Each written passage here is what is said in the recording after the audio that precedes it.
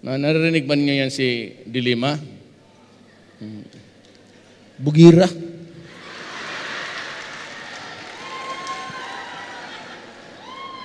Inimbestigahan niya ako, sabi niya, paek-ek yan eh. Mr. Mayor, this body sir, that you had threatened Sir Mendoza. And after the threat, amazingly, he was found dead with a gunshot wound in the head. What can you say about it? Ay, nako.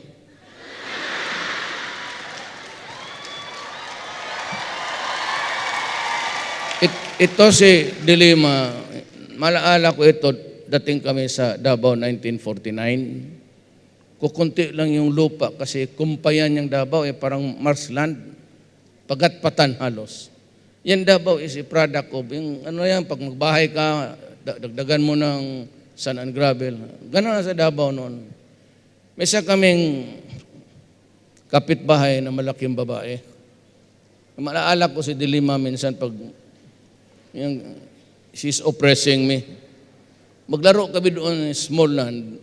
Kasi tubig na eh. Pag magbaba yung anak ng nurse, si Suset, laking babae. Pinag-uupa kami, pinagsuntok, pinapaalis kami kasi mag-skipping rope sila. Doon kami sa tabi, tubig na. Tapos minsan, lumaban talaga ako, sinipa niya ako dito sa, sakit. Kaya, magtakbo ako ng malayo, kasi malaking babae, ginaganon yung tainga na, sabihin ko sa kanya, Susit! Susit! Kunyari niya ako narinig, Susit! Tapos, lilingon sa akin, gano'n. Paglingon, sabihin ko agad sa kanya,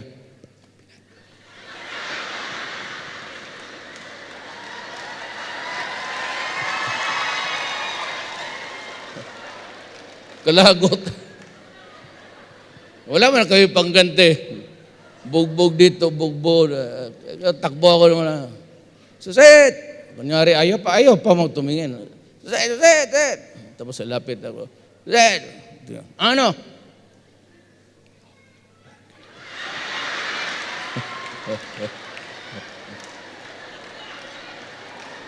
Kayo na ho mag-interpret ng ano sinasabi ko. Bahala na kayo.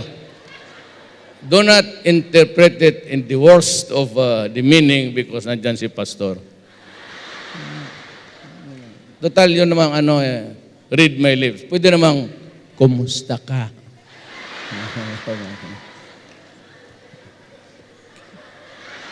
Hindi lang magtagal kasi I'm only given so much time to be with you. I'd like to greet everybody. I hope everything's fine back home. And kung may problema kayo na, kasi karamihan dyan yung sa mga pulis, yung mga motor, ini-embargo, ganon. That's the usual problem. But anyway, whatever it is, just connect with pastor. And if I can help, pag ako, ayaw ko talaga ng opresyon. Ayaw ko ng abuso. Yan talaga. I do not condone oppression, abuso. Pag nagka-problema kayo sa gobyerno, anywhere, just let me know. And in my own little way, kasi marami na rin akong kaibigan sa police, military, I can get connected with them and help you.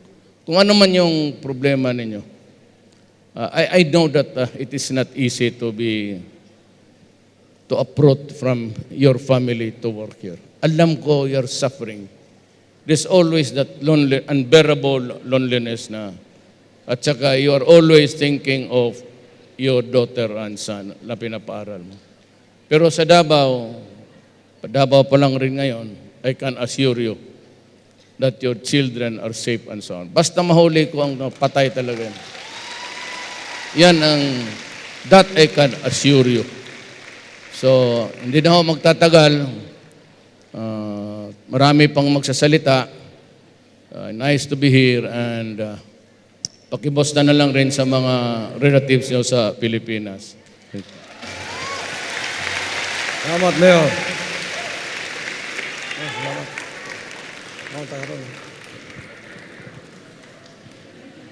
Everybody say, God bless Mayor Duterte.